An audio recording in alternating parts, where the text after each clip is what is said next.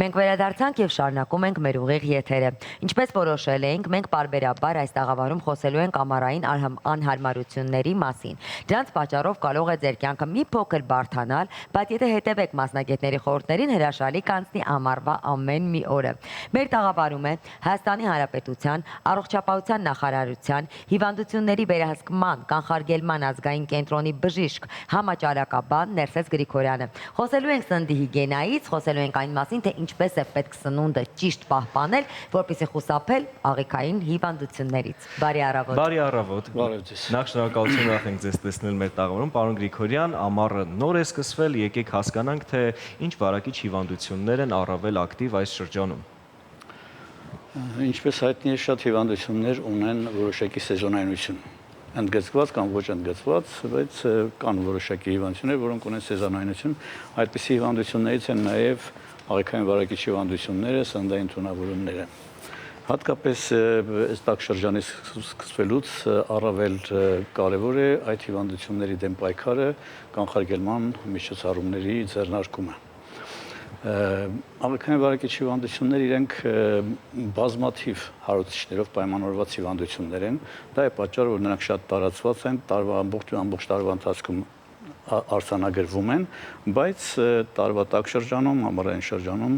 ավելի շատ, մոտավորապես 3 անգամ ավելի շատ, քան ձմռան շրջանում։ Եվ տեսեք, հաշվի առնելով, որ տարբեր հարուցիչներ են, հետևաբար նաև տարբեր գործոններ կան, որոնք որ առաջացնում են հիվանդություն։ Հիմնական օրգանիզմի հարուցիչները օրգանիզմ թափանցում են բերանի միջոցով, դա կոչվում է ֆեկալ-օրալ ճանապարհ։ Եվ քանի որ բերանի միջոցով են, ուրեմն հիմնական գործոնները հարուցիչի թափանցելու դա սնունդն է, ջուրը, կարող է նաև կենցաղակոնտակտային տարբերակը դեր ունենալ։ Տաք շրջանում, ինչի է տաք շրջանում հաճախակի ավելի շատ արձանագրում, որովհետև ջերմաստիճանի բարձր ջերմաստիճանը նպաստում է հարուցիչների բազմացմանը, զարգացմանը եւ հետեւաբար նաեւ այդ պատճառով նաեւ հիվանդությունների առաջացմանը եւ տարածմանը, ինչպես նաեւ բռնկումների առաջացմանը։ Բռնկումները դրանք արդեն խմբակային որոշակի խմբով մարդկանց հիվանդացությունն է, որը հանդիսանում են նաեւ բեր առողջապահության համակարգի համար։ Լավ, մենք խոսում ենք հիմնականում սննդի միջոցով, հա, փոխանցվող որոշակի վարակների մասին։ Այս շրջանը շատ ակտիվ է մրգերով, բանջարեղենով, բայց շատ կարևոր է հասկանալ, թե ինչպես է պետք այն ճիշտ լվանալ, ճիշտ մշակել եւ ճիշտ պահել նաեւ սառնարանում, քանի որ շատ ու շատ թունավորումներ այս ընթացքում լինում են հենց սխալ միրգը կամ բանջարեղենը կամ որևիցե սնունդ սխալ խնամված արդյունքում, այսինքն այդ վարակներ կամ միգուցե թունավորումներ։ Այո։ Դե սկզբից խոսենք պտուղ բանջարեղենի մասին, որովհետև սեզոնը արդեն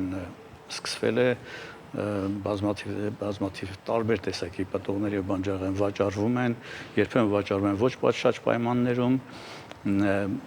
բացի դրանից նաեւ անկախ դրանից ինչ պայմաններում են վաճառվում, մարդիկ տնտեսություններում պետք է նաեւ ճիշտ պահպանեն, ճիշտ լվանան որպեսզի խուսափեն դրանց միջոցով վարակվելուց։ Մրգերը, բանջարեղենը պարտադիր պետք է լվանալ մի քանի րոպե հոսող ջրի տակ, մաքուր հոսող ջրի տակ, այսինքն մաքուր նկատի ունեմ անվտանգ ջուրը, որը որ ինքը հիվանդություններ չի առաջացնի, հատկապես կարևոր են հատապտուղների լվացումը, որովհետև ինչպես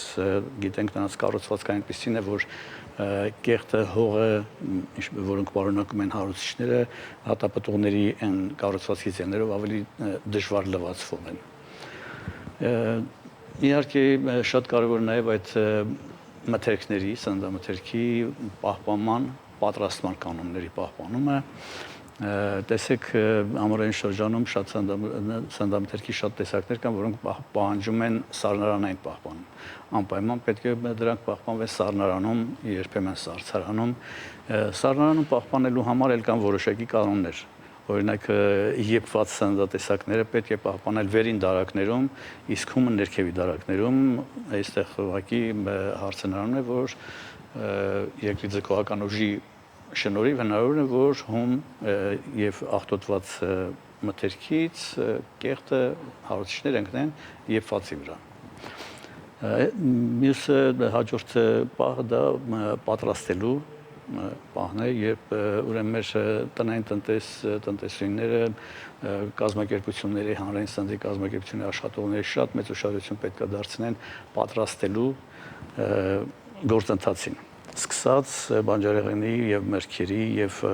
այլ մթերքների, մսեղենի լվացումից, կտրատումից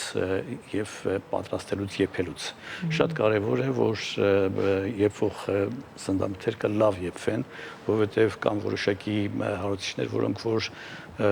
արտաքին միջավայրում կայուն են, բավական են եւ նրանց ոչնչացումը դժվար է։ Դրա համար լավ եփած սնունդը ինքը արդեն դառնում է անվտանգ։ Պատրաստելու ընթացքում տեսեք մենք հաճախակի ունենում ենք դեպքեր, երբ որ պարզ է դառնում, որ մարդիկ վարակվել են, հիվանդացել են աղցաններից, օրինակի համար աղցաններից վատ պատրաստված, սխալ պահպանած աղցաններից, որոնք որ ասենք սկսած լվանալուց, կտրտելուց եւ պահպանելուց, սառնարուն պահպանելուց խախտվել է այդ գործընթացները։ Ես ուզում եմ մի կոնկրետ մի հարցի վրա ուշադրություն դարձնեմ։ Տեսեք, աղցաններում օգտագործում են եւ եփված եւ հում սննդամթերքի տեսակներ, բանջարեղեն, մրգեր եւ այլն։ Դրանք կտրատելուց պետք է հաշվի առնել, որ պարտադիր պետք է անպայման գործիքները, խոհանոցային գործիքները եւ պարագաները կամ անընդհատ լվացվեն յուրաքանչյուր տեսակի մթերքի հետ շփվելուց հետո կամ օգտագործեն տարբեր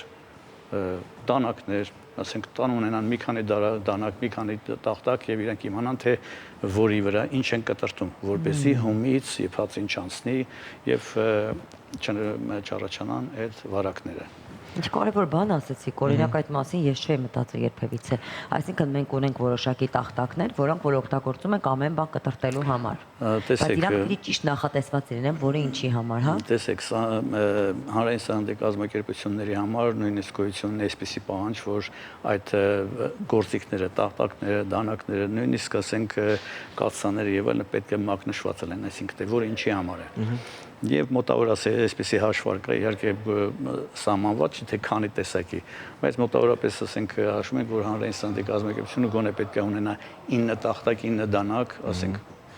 տեսեք, եփած մսեղեն, հում մսեղեն, եփած բանջարեղեն, հում բանջարեղեն, հաց, երշիկ, պանիր, կարակ, դրանց համար բոլորի համար առանձին, որպեսզի նրանք ամեն ինչի համար, որտեվ գործընթացի ընթացքում նրանք կարող է չհասցնեն կամ ուշադրություն չդարձնեն, որ դա պետք է լվացվի օգտագործելուց հետո։ Իսկ եթե այդքան բոլորը դրանք ունենան, արդեն կկարողանան ապահովել այդ անվտանգությունը։ Բացի դա վերջերս տարածում է գտել, ես եթե ճիշտ եմ հասկանում,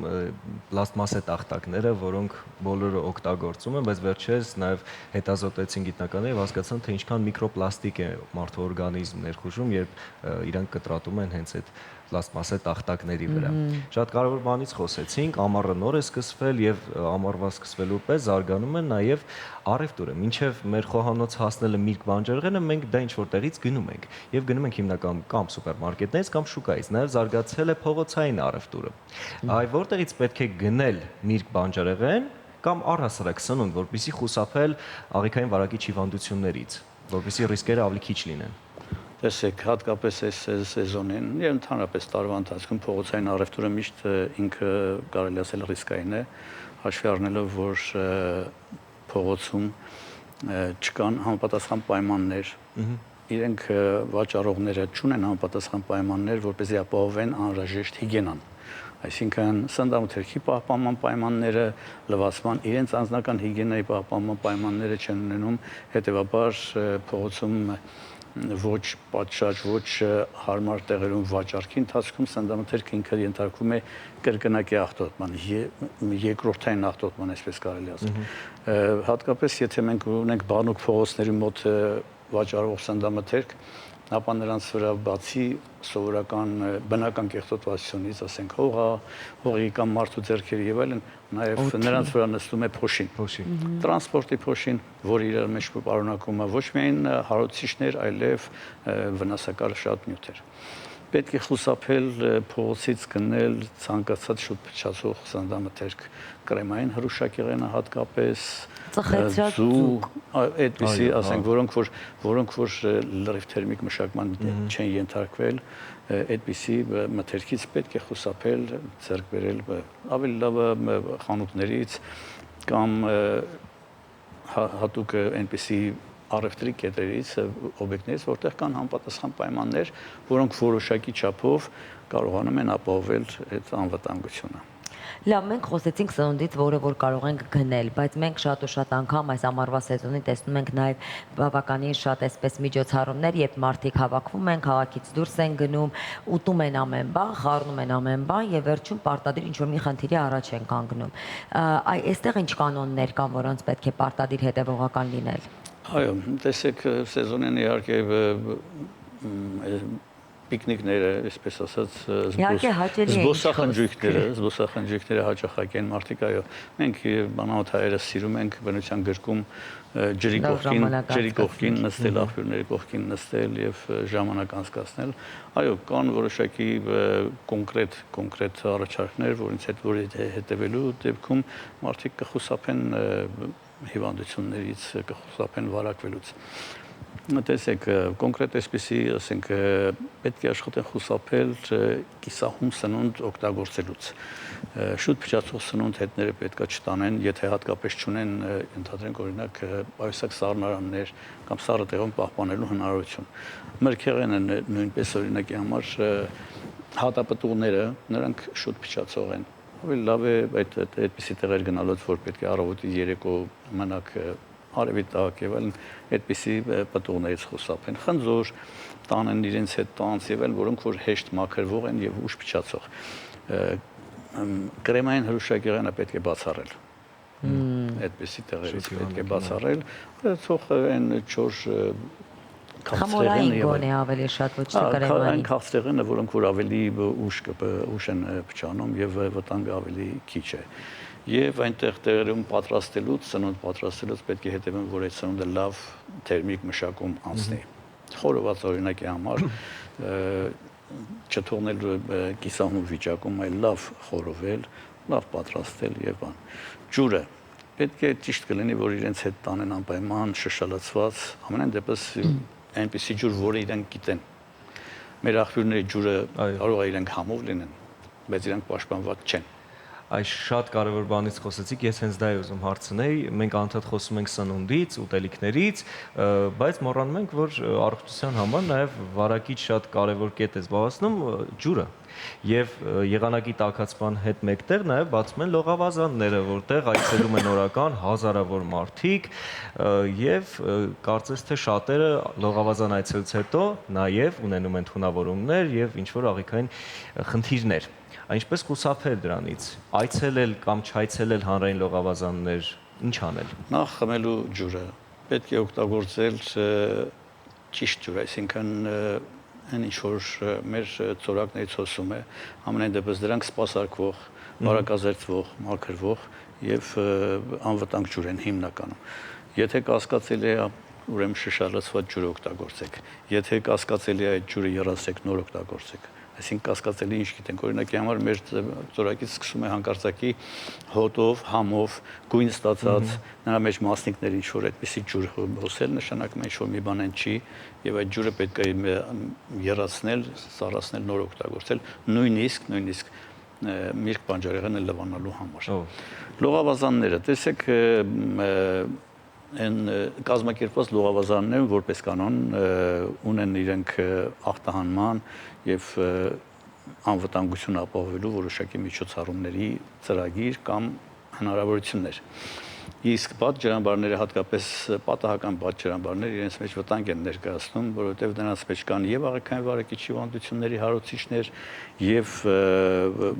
մակաբուծային հիվանդությունների հարուցիչներ, տարբեր տեսակի կարող են առաջացնել ոչ միայն աղիքային վարակիչ հիվանդություններ, այլև մաշկային, լորձաթաղանթների հիվանդություններ եւ նույնիսկ կարող են առաջացնել վտանգավոր հիվանդություններ մարդկանց համար։ Պետք է խուսափել հատկապես երեխաները պատահական ջրամբարներում, ջրական գերում չլողանան, չօգտվեն այդ ջրերից։ Շնորհակալություն, Շնորհակալություն, կարևոր պարոն խորհուրդներ, որոնց պետք է շատ հետևողական լինել։ Շնորհակալություն, իսկ Շնորհակալություն։ մենք անցնենք առաջ, իսկ Ես էլ հիմա եմ գովաստ շնորհակալ։ Շանթի եթերում։